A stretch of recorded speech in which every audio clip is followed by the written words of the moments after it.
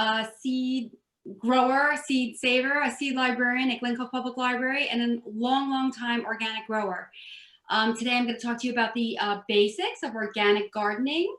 A little caveat, because this is a virtual version of this program, I kind of have cut quite a bit out. I do welcome questions at the end. If I haven't made anything clear in the process of talking about things, feel free to type something in the chat box, and Elizabeth and Amber will go ahead and let me know what those questions are. First, I want to thank Amber and Elizabeth and the Middle Country Public Library for being flexible about this program and giving me an opportunity to make my debut on video. I'm not exactly thrilled with the idea, but I'm going to do my best I can. And I'm hoping that we really get some ideas across today. So without any further ado, Organic Gardening 101, the virtual version. So before we get started, I just want to say I think this is the perfect time to really understand how organic gardening can enhance your life, especially in these days where we're really fighting all kinds of unknowns. This is the perfect time to really get to know why organic gardening can be helpful to you and your family. I think we're going to be facing a time of importance to be more self-sustainable and resilient. And certainly there are so many benefits that have always been in place that just tie well with the time that we're living in. So, why is that not moving forward? Okay, there we go. So basically there are 4 concepts in organic gardening. Fertility management, which is soil building, weed management, pest management, and disease management. As I mentioned before, I'm going to be a little light on some of the details today because I don't want to bore you to death. At the end of the program, I'm actually going to also do a quick little demonstration for you if we have time. So fertility management is, well, first let me talk about the history of organic gardening. First, organic gardening was really what we did until World War II. After World War II, there was these surpluses from the war industry, and that would be poison gases and poison gases that they used to kill people. They found that it actually also killed insects, and also the nitrogen bomb, which was meant to kill people as well. And what they found was in fields where they had dropped this bomb, there was a lush of green growth. So they discovered that this was a great additive to the soil. Initially, they found this flush of green growth, and it was really what was always the limiting factor in us growing great amounts of food in this country. Hence, conventional or agriculture began. So those waste products from the war industry really changed the way we grew our food. Before then, we had these practices that were organic, always organic. I'm going to actually just move this screen up. I apologize. I'm just trying to figure out where the best way to stick. Ah, that's perfect. Okay, so before World War II, all processes were organic. Bear with me. Technology, not my friend. Oops. And you can see here, this is a great little image because it talks about a lot of the principles I'm going to talk about today. It shows you an image of a man digging in his garden there. If you look around, you see some bunnies in a pen. On the left, some chickens in a pen. He's got bees back there. He's got a goat. He's got some ducks. And you can see he's got some nice cabbages growing next to some organic, probably beans or peas or something like that that's growing vertically. So the bunnies really would be a great resource for fresh manure that you could apply directly onto your plants, because those plants, that manure is actually called a cool manure, and it won't burn your plants. The chickens would also be a factor in organic gardening at the time. They would also provide manure, although it's something that you'd have to compost and give time to lose its resiliency. It's very, very strong, and it would burn your plants. The chickens also probably played a role in insect management. The bees, of course, did pollination. And what that man's doing there is called companion planting. The peas and the beans, or whatever those vertical growing plants are probably giving nitrogen into the soil. I'll talk a little more about that. And the ducks are probably also doing some pest management. They would be doing probably slug patrol. Ducks really love slugs. And the goat probably just handled everything that anybody else couldn't deal with, and also gave milk. So this was typical before World War II. These 3 people really made organic growing popular again. Lady Eve Balfour, she wrote The Living Soil. It was a seminal book on organic growing. J.I. Rodale, you've probably heard of the Rodale Institute. They, up until recently, published the Organic Gardening magazine and other organic, and they still continue to publish books. And Sir Albert Howard, who was a innovator in composting in India. In India, they didn't have any kind of septic systems or anything, and so he found a way to compost human waste to make it a safe additive to the soil. And the same is true with animal waste. We compost that to make it safer. Okay, so the benefits of organic growing are many, and by building your soil, you're maintaining and balanced living soils. They're economical. You can compost. The compost that you can get is high in nutrients and organic matter, and it's usually free. Nutritional evidence of higher nutritional benefits, and those are higher nutritional value and of those vegetables that you eat, and the absence, at the very least, the absence of unhealthy residues. Somebody today just asked me, can I compost my banana skins? Because I heard that they have pesticides in them and you're not supposed to put them into your compost. Now, I'm not sure if that's the case, but this is a situation with many of our vegetables. Pesticides remain in the vegetables or on the vegetables, and that has been shown to be cancer causing and causes all other kinds of health issues. Environmental, of course. If you're not using these fossil-based fertilizers, we're using less fossil fuel to produce them. And then there's also less waste that goes into the landfill. So that's also a benefit as well. There's also evidence that organic farming is able to sequester carbon, which is a major factor in our global warming issues. So there are many, many benefits, as you will see. So when you build the soil, we're actually talking about feeding the soil, which then feeds the plant. It's a slow process versus feeding the plant directly. And those fertilizers that are synthetic that you get in a bag that are, 5, 10, 10 or 10, 5, 10, or that are not actually organic based, they actually feed the plant very, very quickly. And that is often at the expense of the macro and microorganisms that are in your soil. Because what your macro and microorganisms in the soil need, and those are what we call them microherds in the farming world, they are actually cycling nutrients so that your plant can now grow in a steady, healthy way. And what they found when they did actually drop those nitrogen bombs and see that flush of green growth, it was really short-lived. It only happened for a few years because over time, as we relied more and more on these fertilizers that were not organic, those inputs that the soil organisms need, the carbon, the nitrogen, the decaying matter that comes with organic matter, was no longer there, and so those microorganisms and macroorganisms dissipated. And so what they found was over time there was not that much of a growth. So what does organic matter do? It actually increases the retention of nutrients. And I'll talk about it a little further on, but it actually has a negative charge. Organic matter has a negative charge, and it binds nutrients to it. And when that happens, it holds it in place for the plant to take when it needs it.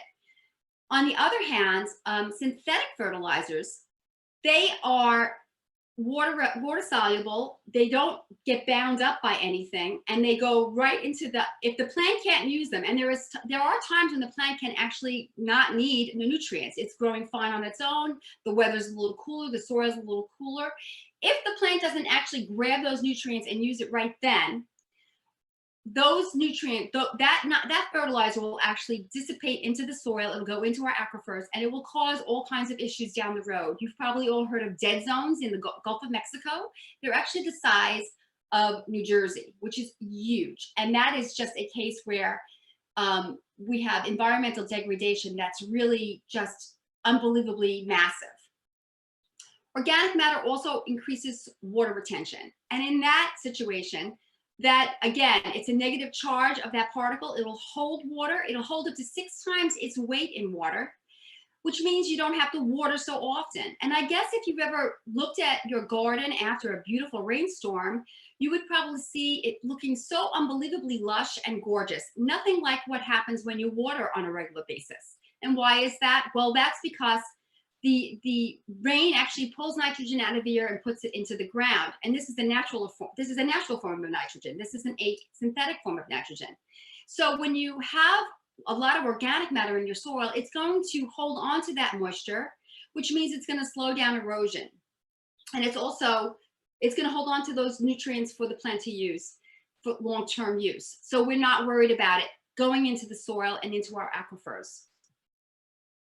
So organic matter is soil is actually made up of sand, silt, loam, and something else. I took soil science a very long time ago, so I apologize if I don't have that down. But of that, organic matter is about 1 to 6% of your soil particles. That's what it is. That's the fourth thing, is the organic matter. And in that, you see this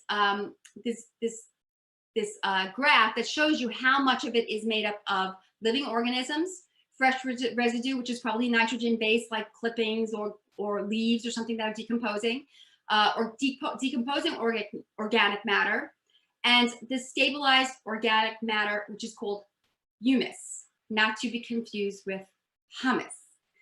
Humus is good too, but not in your soil.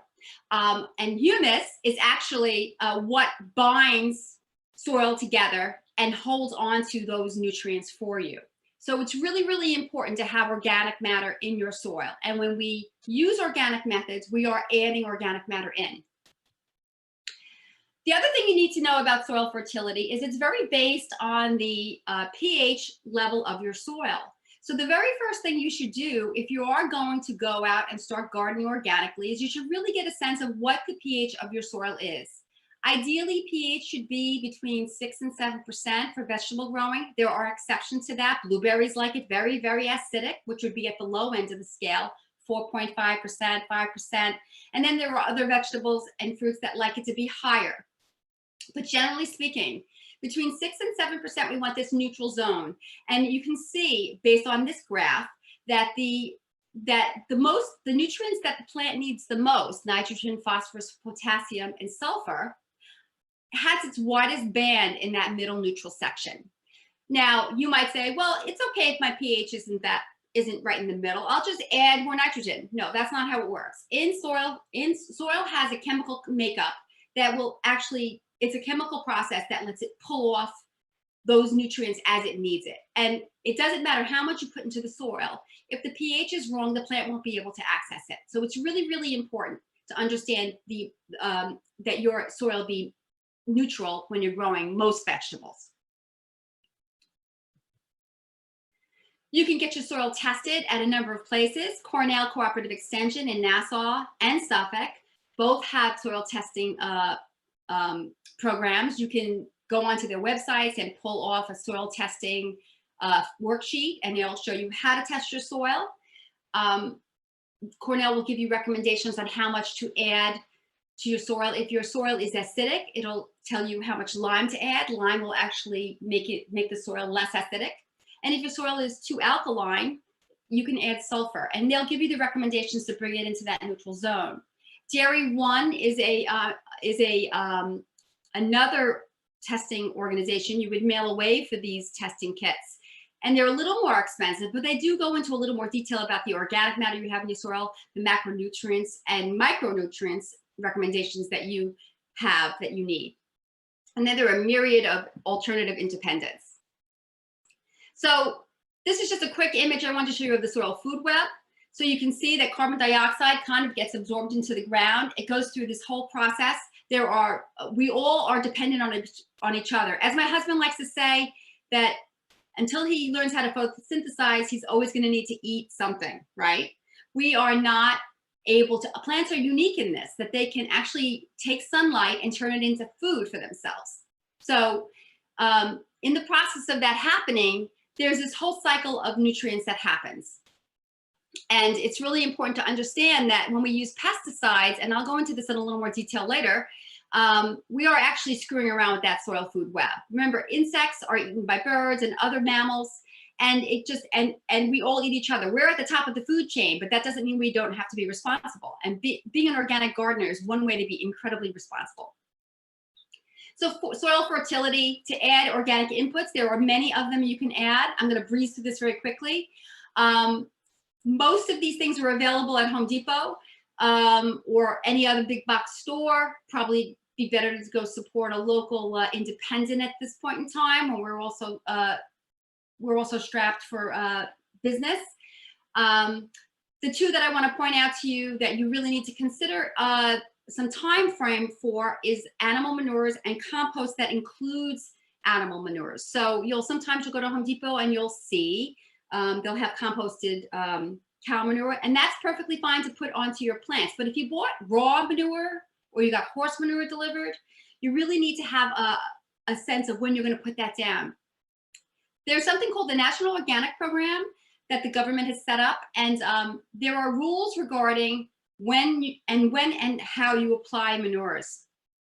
So for example, if you want to be an organic gardener and you want to sell some root vegetables, if you applied animal manures to your soil, you would not be able to harvest that crop for 120 days after you applied it. That's for below ground plants, so anything, potatoes, radishes, beets, carrots. If it's in a plant that grows above the ground, lettuce, tomatoes, peppers, eggplants, you can apply manure. You have to apply manure no later than 90 days before you actually harvest that vegetable. And the reason is for that is if there's any kind of bacteria or any kind of pathogen that's in that soil, in that manure, it'll have dissipated by then. It'll have been cycled through by the macro and microorganisms in your soil. I'm not going to go into too much detail. I do have this chart I can send to you if you'd like it. It's basically a pro and con of the different types of organic amendments you can add into your soil. There are pros and cons to everything in life, and it's no different with compost. And I'd be happy to share this with you. If Amber wants to let me know, I will certainly get it to her so you can take it, or I think this might even be up for a while, so you might be able to see it. Weed management. Well, it's pretty clear. Regina? Yes. Can I interrupt for a moment? Yeah. Because we have a question from one of our attendees. Sure. Erin is asking, going back to rabbit manure, did you say that it can be applied directly to the soil? Yes, it can. I would still you can apply it directly to the soil because it will not hurt the plants. But if I'm following the organic program's protocols, I would not apply it any later than 90 or 120 days, depending on what I'm growing. But you don't have to have a worry about it being actually detrimental to your plants in any way. Whereas cow manure, horse manure, and chicken manure, they're called hot manures, which means they will actually burn your plants. So there are two different protocols. One is to keep your plant safe and healthy. The other is to keep you safe and healthy. And so if you're going to apply any kind of cool manure like that, I would still follow that 90-120 day rule. Okay, so weed management is another component of organic growing. I don't know, I kind of have this kind of faded out in the background, but you can probably see this is kind of like a morning glory type of plant. This is actually called hedge bindweed in the background of my slide. And this is one of the worst weeds you could ever have. And there's a couple of reasons for it. First of all, it kind of covers like a blanket any kind of plant that it comes in contact with. It winds its way up. It's got it's a vining plants, and what it'll do is it'll actually cover over your plants. And when we talked about a little while ago was plants need sunlight to make their own food. So if the light is blocked out from the plant, it is absolutely not going to be able to grow. It's going to die. And that's happened to me. I had a plant downstairs one day under a fluorescent light. The light burned out, and I probably never went down there for a couple of days. And by the time I got down there, the thing was dead because it couldn't feed itself. It starved to death. So weeds compete for light, and in this case, this is a definite one. And if you have this weed, I just want to warn you, you don't want to till it under. You want to keep pulling the plant off, because it actually has a rhizome, which means it grows under the soil. And every time you break a piece of that plant off, it shoots up another shoot. So if you went ahead and you went to go till this plant into the ground, you'd have a bazillion plants and a never-ending problem. That's just in this case. And there are many weeds out there, many approaches to many different weeds. Weeds also give pests a habitat. It increases your chances of having pests. We can increase our weed seed banks. Once this thing goes to seed and it drops on the ground, it's going to be a bigger problem next year. It's the one bank account you don't want to be very robust. I'm going to have to move this over. I apologize. This is not really working for me. So that's the other reason you want to keep track of your weeds. You don't really want them to go to seed. And of course, in organic growing, preen, Roundup, they're just not allowed in organic growing. This is why organic food is so expensive. When you consider the fact that organic growers don't have these tools to work with, and rightly so, because they're not good for us, and we're finding more and more about Roundup, that's glyphosate, that's causing cancer. Your options are very limited. They're very manual. It has to do with how you can manage these are going to be by cultivation practices and prevention. And of course, that takes labor, but it's a labor of love. And what you're doing for yourself is going to be worth the work. Oh, I have to do this. Sorry. Okay. So there are, like I said before, you have cultivation practices that you can use for weed management. You can hoe weeds with when they're very, very small. If you've ever gone to your garden in the beginning of spring and you look at your garden and you say, oh, those weeds they're not that bad. I'm not going to get to them today. They'll be okay. 2 weeks later, they're monsters, right? So hoeing when they're small is the best way to start. It's always better to hoe today than to pull tomorrow.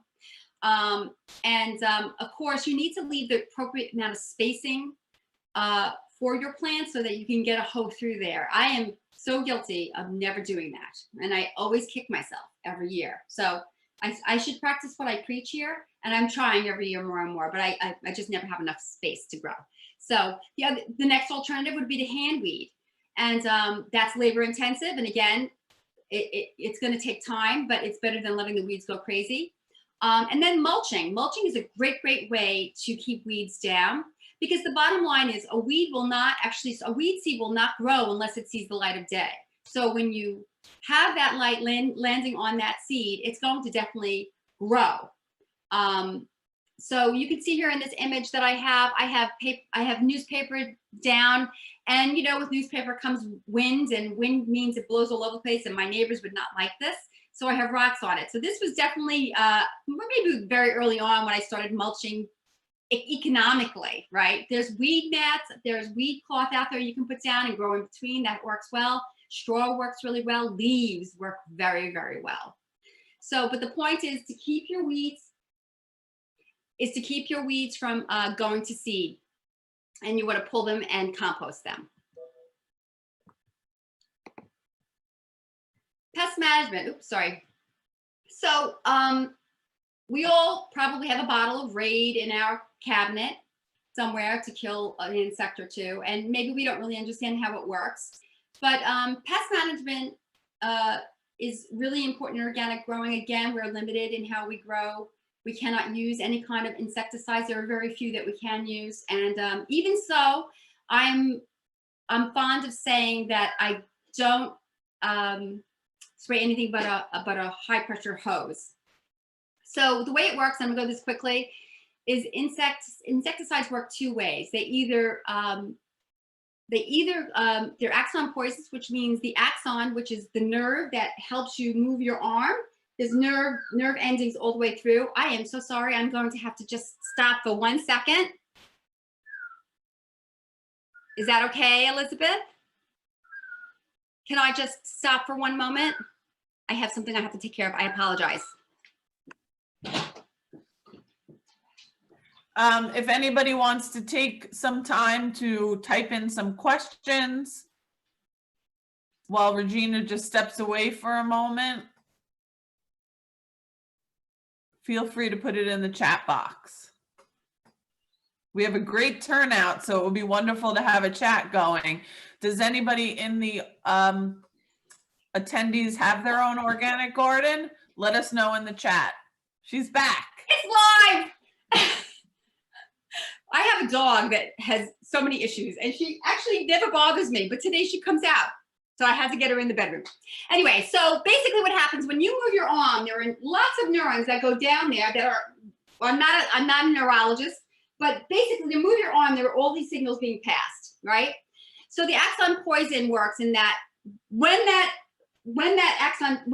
pesticide affects your neurons, that message can't actually get passed. So you might be thinking, I want to move my arm, but I can't move my arm. Synapse poison is another way it works. And what happens is there's a space between your between the axon and the dendrite. That's the beginning of the next nerve cell. And this message goes through and it passes over. And after that, there's a enzyme that comes through and it clears out that message. And when it does that, the message is gone, it's done. So this is how it works. And we're no different in that we are animals. We're in this, in taxonomy, we're in the phylum, in the kingdom of Animalia. And if you look at this image closely, you'll see there are insects in this image. So in the kingdom of Animalia, it includes insects, it includes mammals, it includes crustaceans, primates, and reptiles. So if pesticides work like that on an insect, they work on that on us. And there have been studies, one by the New England Journal of Medicine, no, I'm sorry, by the Harvard School of Health, which shows that pesticides can increase the incidence of ADHD. And I have a link I can send to you on that study. We have a question. Sure. From, I don't know the name because the Zoom name is SMN900V, so maybe it's a robot. Welcome. Robots are welcome here. But the question is, I have chickens and put the waste in the garden. Is it better to leave it on top or rototill it in? Okay, so your chicken's waste is really a great resource. I personally would pull it to the side and keep it for when I would apply it in the fall. And you could lay it on top because microorganisms will work it through. Soil will wear it down. The rain, the weather, all of that will work it into the soil, or you could rototill it. I'm not a big fan of rototilling for a number of reasons, and I won't go into it today. I won't get on that soapbox. But I certainly wouldn't put it down in the growing season. I'd kind of stockpile it and then lay it down on my garden in the fall, where it has the time to go through the process of being broken down by natural weathering, etc. And we have another question. I don't know if you want to save this till the end, but Joe Schmo, which I have to assume is another alias, asks, when you get a chance, I was wondering if you have any experience using fish racks to compost. And our robot let us know that she is a person and her name is Carmela. Hello, Carmela. Hi, Carmela. I'm sorry, fish racks? Are we talking about skeletons? Did he say fish racks? Yeah, he said fish racks. Joe, fish racks, fish skeletons? Must be a fisherman. We'll wait for him to give us more information and we'll come back to it. Okay, great. Okay, so pest management. So first he came back, yes. Oh. He said, yeah, after I fillet. Oh, well, fish bones are a phenomenal source of calcium, probably. If you're not eating them yourself, certainly they're perfect to put into the compost. Again, compost takes time, and I'm not doing a compost presentation today, and I'm not an expert on compost. And certainly I'm one of those lazy composters. I throw it in there, I go back to it 6 months later. I'm like, oh, awesome. I don't turn it every other week. I just don't have the time. But no, anything like that would be really great for the compost. Absolutely. Of course, within balance though, you can't just throw all these fish racks. I learned a new word today. Thank you, Joe. You can't throw just fish racks into your compost. You're going to have to balance it with other inputs. And that would be like brown matters like leaves. I love leaves. Other things that are leaves are basically it. Cardboard, paper, that kind of thing. So getting back to pest management, not all insects are pests. You have to remember that the majority of insects are actually playing beneficial roles. We have pollinators, predators, and of course they're a food source for the food web. So when you go to actually find an insect, don't go right ahead and kill it. Now, having said that, I'm going to go quickly through some of your common vegetable insects, common insect pests that are common in this area in probably June, July. And maybe you've seen some of these. So I'm going to talk about also when to, well, actually, I think I skipped my slides around a little bit here, but let me go forward just so I can get to where I really want to be, unless I hid my slide. It's possible I hid my slide. That would be bad. All right, I'm going to go back. Oh, here. I'm sorry, I apologize about this. Okay, so when you're dealing with pests, it's best to familiarize yourself with whether they're beneficial or harmful insects. So clearly the easiest way, the easiest control is to actually catch them at the egg stage. Everything lays an egg. And so you will find those eggs on the undersides of your leaves. And because no self-respecting insect would ever lay, mother insect would ever lay her eggs on top of a leaf where a predator could come by and pick them off, or the sun could bake them to, you know, into oblivion. So you're going to look for you're going to go out and you're going to look underneath the plants, leaves, the undersides of the leaves to see if there are any eggs. They're the easiest to control because what do? You just squish them. It's kind of gross, but that's what you do. The next stage you're going to look for is a larval insect active feeding stage. And that's these worms, right? So anything that looks like a caterpillar or a worm, that's usually a larva. And they're the ones that are actually doing the most damage. The adults are actually more interested in reproducing at this point. So understand what your insect pest looks like at different stages of its growth, and you'll have more control over your pest management. So now I'm going to bounce right back. I so apologize for this. I don't know how that got moved. Probably too much looking.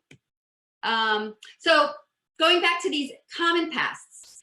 So this is the Colorado potato beetle. And you can see that the eggs are like an orange. They stand up nice and straight. The bottom image in the middle is actually the larva. It's the grossest thing you'll ever see in your life. And by the way, the lily beetle, which has been a problem in the last few years, is also very similar looking to this. This thing is going to chomp on your leaves. You will see that your leaves are being eaten, and that's how you know you have a problem. So then you have to figure out which approach you're going to take to get rid of it.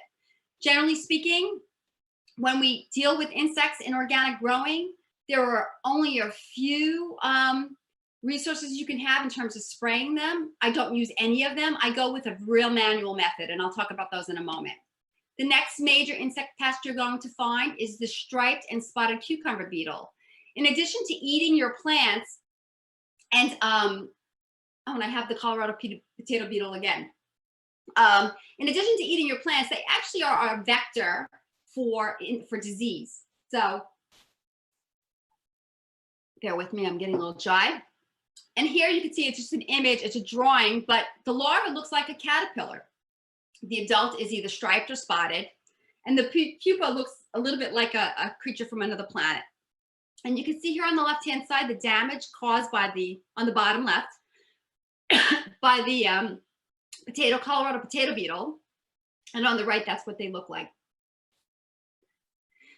This is the Mexican bean beetle, and on the upper right-hand side, you'll see that there are leaves that are looking very skeletonized and very dry. You might actually think it's because of the sun, but that's because the insects have actually eaten the insides of all of the plants, which of course affects the photosynthesis of the plant and will affect the production of the plant if it doesn't outright kill it.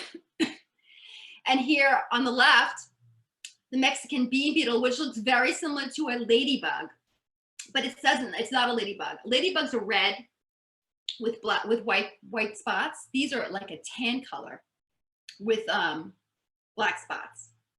And the eggs are yellow.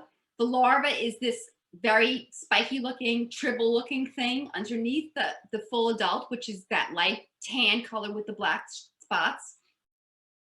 And on the right is a larva that's a little further in its stage of development. These are one of the worst pests we've had on Long Island.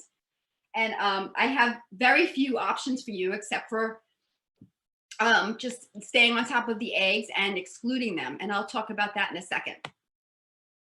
Okay, squash vine borer, people who grow their squash are often afflicted by this.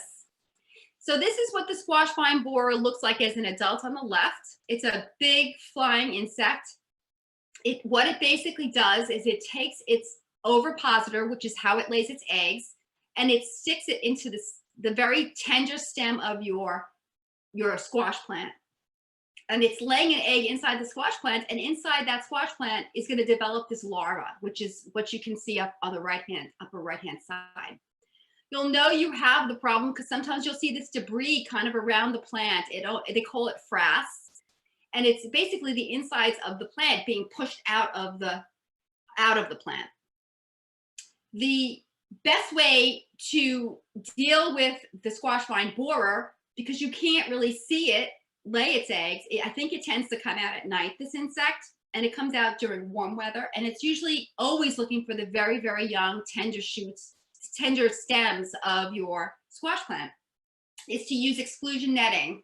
And I have no idea what you can see here, but this is called Agribon, and they sell this in smaller quantities. I have a giant roll. It's almost like interfacing. When you plant your squash plants, the very first thing you're going to want to do is lay this over them and leave it on the plant for, I don't know, a couple of weeks. Once the plant starts to push up its leaves and starts to flower underneath, there's enough light coming through. It'll let light through, it'll let water through. It's incredibly light, but it won't let the insect land on your stems. And so what happens then is once the plant's gotten to that size, the stem is now lignified. It's actually gotten very hard so that insect cannot get that ovipositor into the stem of your plant, and you're good. And it's more work. And certainly if you've ever had to do hundreds of rows, 100-foot rows of zucchini, you know it's a ton of work, but it's worth every effort, because what happens is you will get zucchini all season. Then you have to deal with the squash bug, which is a different bug, but that's a little different. On the lower left-hand side is something called, that's the adult form of this insect called the tomato worm. Hi. Yeah. Could you repeat the name of the netting that you just held up? They call this a row cover, and this happens to be Agribon. They sell this in very large rolls, but I think they sell them at Home Depot in smaller packages. It's almost like interfacing. I bet if you wanted to get interfacing lighter, you could use that too temporarily.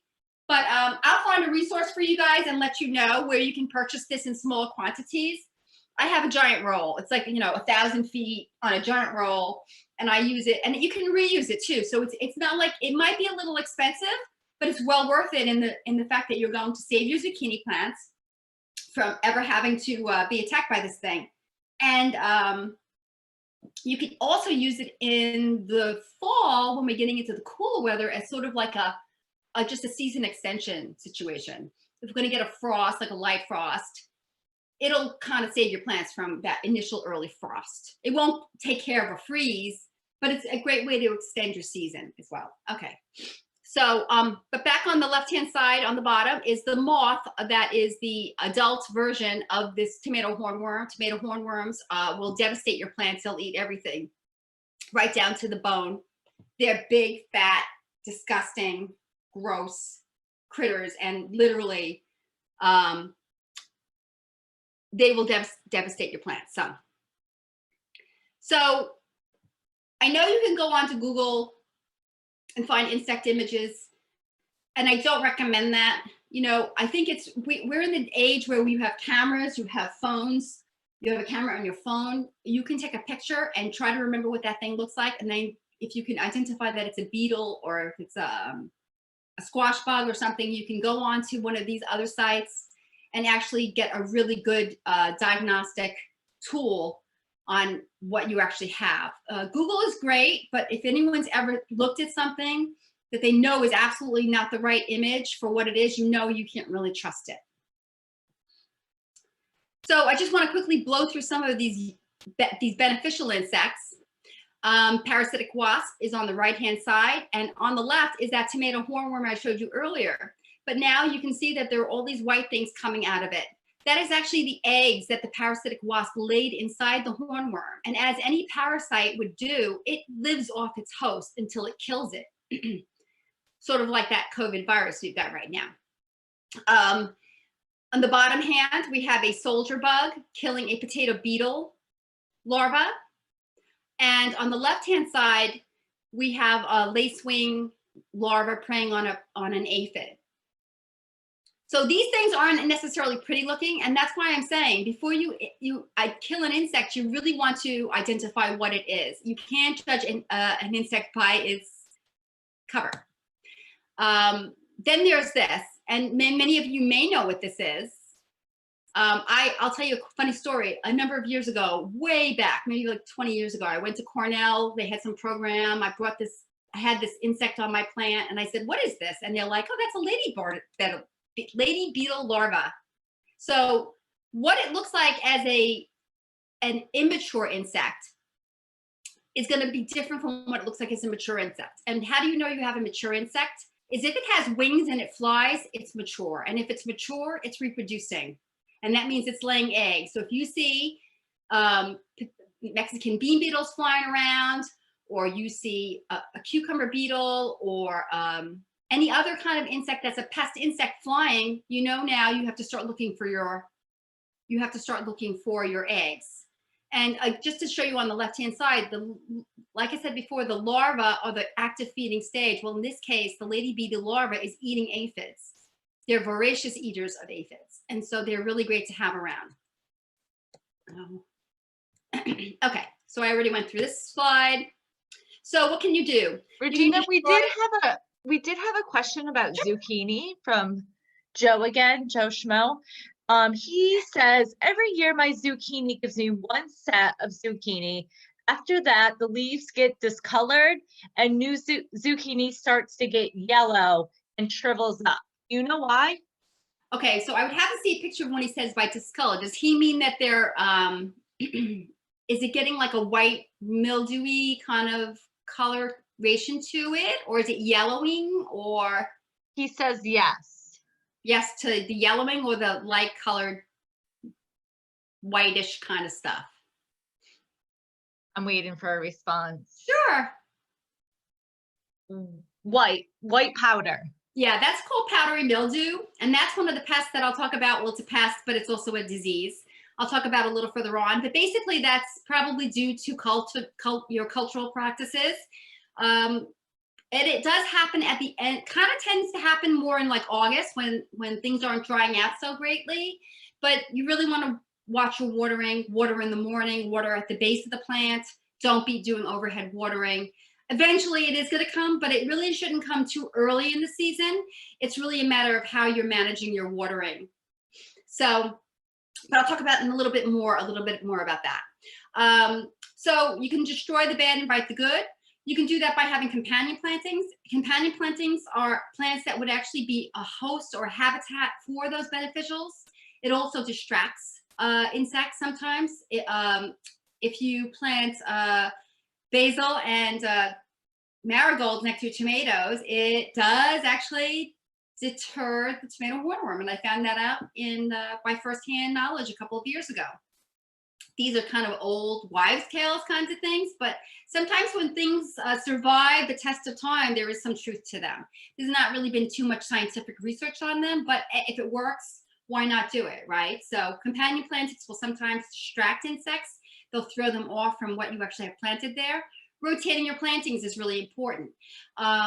Some insects actually burrow into the ground, or they lay their eggs in the ground, and when the spring comes, if you've planted the same exact plant there, this coming spring, those plants, it's like a ready-made buffet for those insects, either the insects or actually the offspring of the insects that just start eating. If you rotate the plantings, if you grow tomatoes here one year and you grow something else there next year, you're going to confuse that insect, and maybe it'll have to fly over across the yard, and in the process a bird will pick it off. So, you know, these are kind of what you need to do. You need to rotate plantings. Exclusion options, I talked about this. This really works very well for zucchini and other things. Bunnies, you know, I have zucchini, I have bunnies that like to eat my peas every year. Some netting or something will always help that. And of course, scouting. Scouting is what I was talking about before. You're going to go out and you're going to look at your plants. You're going to have some intimate time with your plants, time alone. And now we're all getting used to having more time. So let's really take that time and make a good habit out of it. Go out into your garden. You're going to look around. You're going to look under the leaves of your plants. You're going to observe. I mean, and that's what organic growing, successful organic growing is really about attention and intention. You have to have the right intention. You have to really know that you're going to follow through and do this well, but you're also going to have to be giving your plants some time. Go out there and take a look at them. Don't plant them and then just hope they're going to do well. Would you do that with your children? Probably not. So you're going to want to, stay on top of them. They are like your babies in a lot of ways, and you'll be paid back tenfold by taking that time to do that. I don't recommend this, although this is becoming very big, and who knows how much more big it'll become in this current state of affairs. But your options, again, as organic growers, you can't really spray a whole lot, but you can pick the insects off. You can squish them, which is the technical term for, what is that word? Oh, wait, dispatching them. You can drown them in a little soapy water. A drop of soap in some water will actually prevent a flying insect from flying out because of a physics thing called surface tension. The insect will not be able to fly out. High pressure water spray works great on soft bodied insects like aphids. And again, you can use insecticide of soap or soapy water on aphids. And then, of course, those exclusion options I talked about before. So finally, disease management. I just want to check the time. I'm not even sure what time it is. Oh, okay, we're almost done. Cultural practices are really the way you're going to go. So that's going to be a case of planting things that are not the same next to each other. So mix up your plantings. You can see in this photo here, this is a garden I had a number of years ago. I have cabbage there. I have flowers there. I have dill. I have some kale a couple of feet away, which is probably in the same family, but you can see it's not a row upon row upon row upon row of the same plant. When you have that situation, it's like an invitation. It's like a big spotlight, grand opening to all the insects to come here. We have a all-you-can-eat buffet of everything you love right here. You don't have to fly anywhere else. So this is how you want to grow your plants. Mix them up. Look into that companion planting. It's really a beautiful way to grow. And there is some truth to it. It's not scientifically proven, but if it works, do it, right? Grow disease-resistant varieties. So there are some tomato plants out there, some tomato varieties out there that are resistant to late blight, early blight, verticulum wilt. These are all varieties that have been developed by seeds growers, so that they will withstand any kind of disease like that. And you'll notice that on the package, it'll say that. It'll say something like VFF. So it's it'll tell you the different types of insects, different types of diseases those particular varieties are resistant to. Scouting, again, you're going to scout your plants. You're going to walk around. So you're out there in your garden and you see your zucchini is looking like it's getting a little powdery mildew on it. That's a sign of a disease. So you need to go ahead and you have to take care of it. Make sure you change your practices. And that would be by watering in the morning. When you water, you don't want to water every day. You want to water a couple times a week.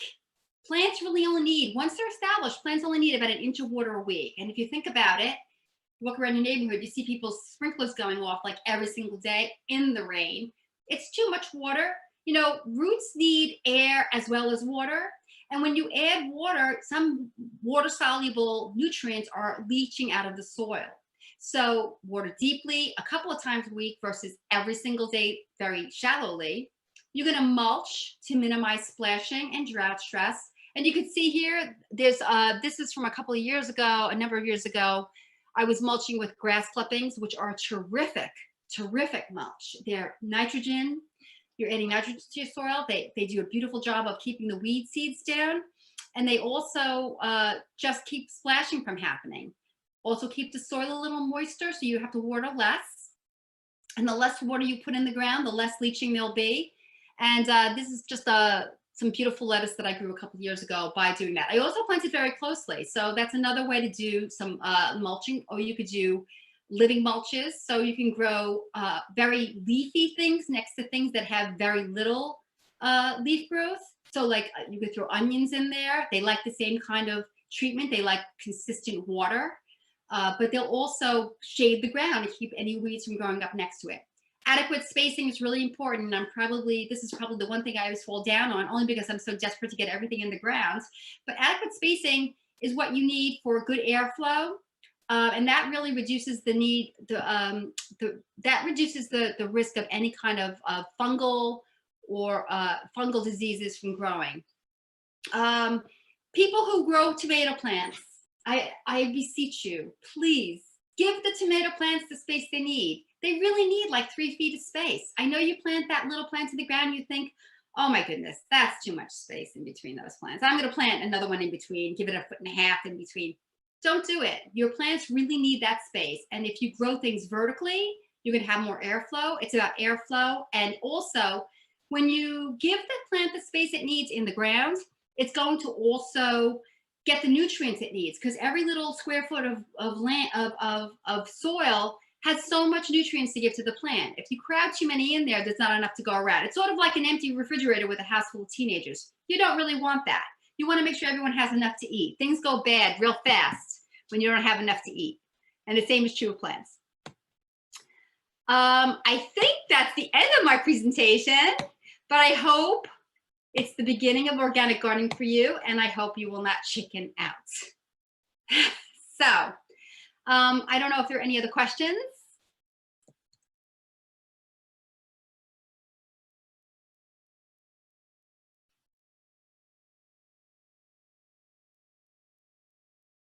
Have we any questions?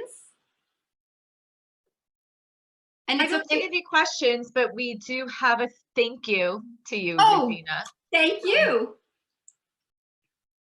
This is Elizabeth. Can I ask you a quick question? Absolutely. Just what you said about watering. Yes. It seems like in the real deep heat of the summer, if I'm not watering every day, the plants droop. Right. And I think, oh my God, they're going to die tomorrow. Am I overreacting? No, well, so there are times when we need to water, right? And the one thing I would say first is go out and buy yourself a rain gauge. Oh, I thought I had rain gauge in here. I don't. Okay.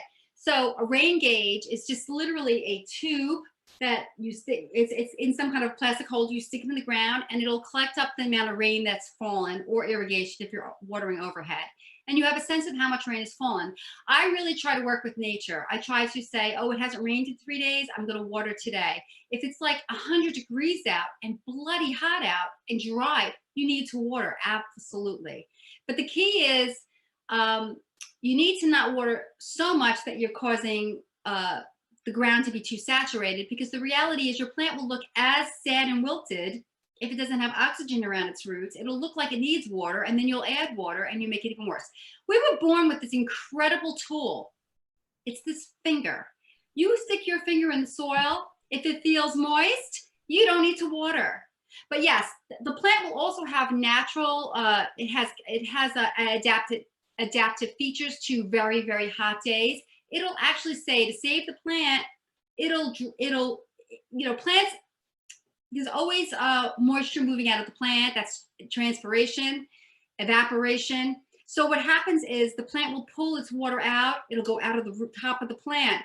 And to stop water from coming from the root system, which is the health, you know, which is really the basis of everything, the plant will say, I'm shutting off the water to those leaves so that the plant can retain the water for itself, right? And that's when they'll look sort of really, really droopy in the middle of the day. But if you went out there the next morning, you'll notice, even if you didn't water, I'm not talking about in drought situations or really, really, really hot conditions. If you went out there the next morning, you notice they perk back up again. So it's really a mechanism of the plant to kind of keep the plant from dying by sacrificing a leaf or two. But this is the most ingenious thing you'll never have to buy, even, actually. So yes, I learned about that with my house plants. And absolutely. That's helped a lot. But we do have a couple of other questions. Sure. Amber, do you want to take those?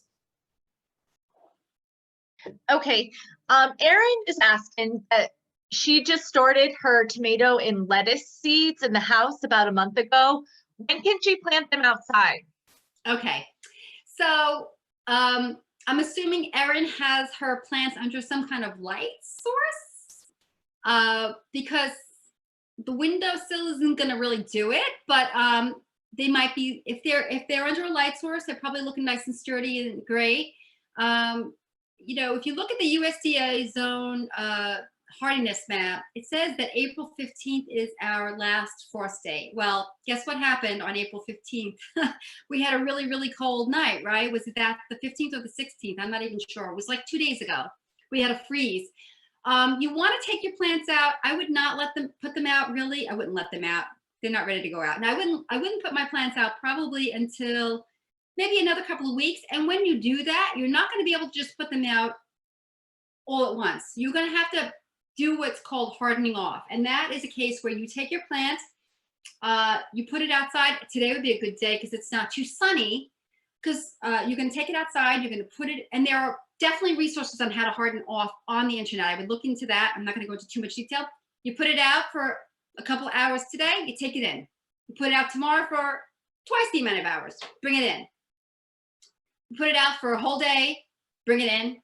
You put it out overnight. So it's going to take like a week to harden it off. And the reason it's called hardening off because it's been living in this lap of luxury, this beautiful climate controlled environment. No wind, no sun, no too much of anything, no cold. So you can't take something that's been living like in a hot house and you throw it out into the cold, hard world. It's not going to work. The plant will suffer. It will shrivel up and die. So you have to harden them off. There are lots of resources. There's lots of great little videos on how to harden off that will go into much more detail about it, but you just can't throw them out, immediately. And the lettuce, the same thing, and more, not so much because of the cool weather, because lettuce is a cool weather crop, but because of the fact that it's going to get desiccated by the wind and the sun. It just hasn't hardened up its leaves enough to be able to deal with that kind of onslaught of sun and wind. And Erin did answer you. She said they're by her window. Okay, so if she can get them under a light of some sort, like a compact fluorescent light, that would probably help them tremendously. They might be a little leggy, because even though we think we have great sunlight coming through, we do have UV protection on our windowsills, and that's really blocking some of the light that the plant really needs. It's blocking some of that spectrum that the plant needs to grow strong and true. Regina, Sarah asks, do you have any tips on information on companion planting?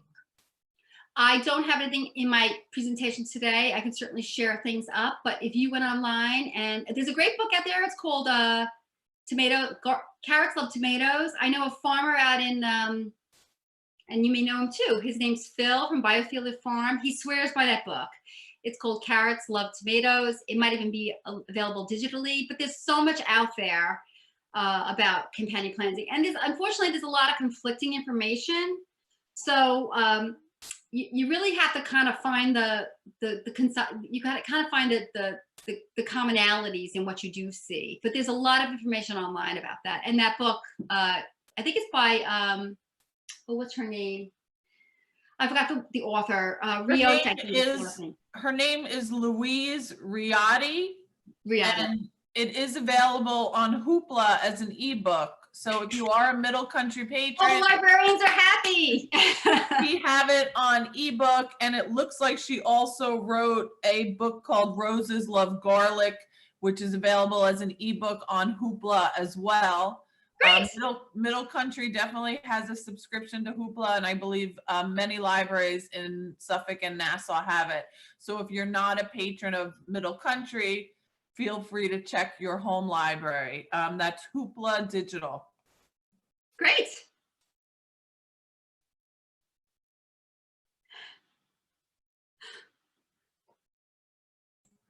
Any other questions before we sign off?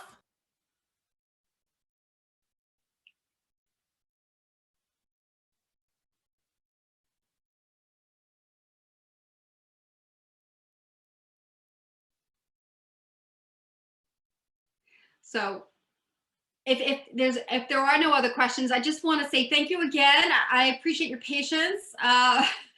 As I said, this is not my this is my encore performance. No, not my encore performance. I don't know if there'll be an encore, but this was my debut, right?